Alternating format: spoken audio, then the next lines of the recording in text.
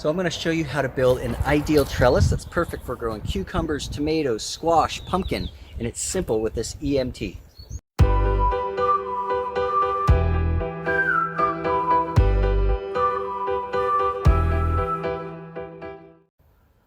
So there's a few materials you're going to need. You're going to need EMT. This is 1/2-inch EMT. This is a bracket to hold the EMT together. You need a screwdriver to screw it together, and then you need rebar to put the EMT on, and I'll show you how to do it. So connecting this, it's as easy as sliding this on the end and then just screwing it in.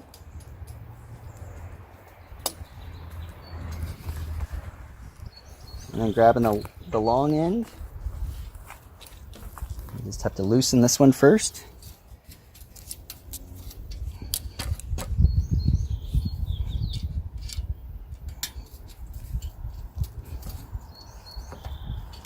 Okay. Can I see the finished part?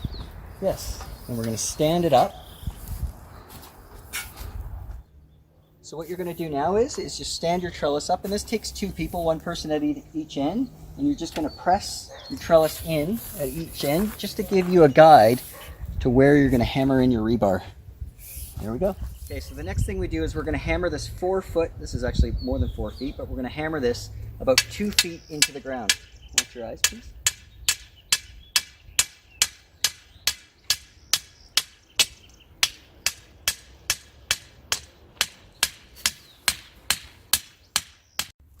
Now, before you hammer your rebar, this is super important information.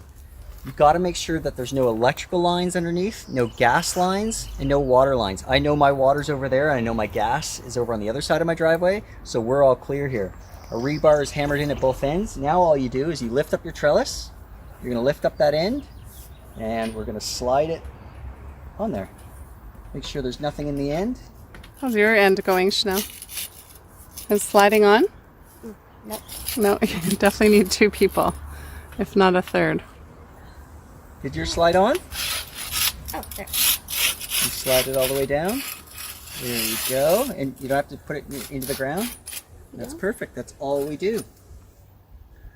So now the next step we're going to do is we're going to show you how we string up. We string this so that we're going to grow things like the squash and the tomatoes and the cucumbers up it. So you'll see here now I start with the horizontal string from one end to the other, and you can see with this first string I've only gone up about 6 inches off the ground. I like to start the first one about 6 inches off the ground so that we can really get the plant. We're going to have like a squash plant and a pumpkin plant and tomatoes. We want to get them attached to this rope as soon as possible, and then I'm going to space the next horizontal just by tying it up here, tying a knot and running it across about 1 foot apart from the next, and I find that that gives the plants enough support to grow up.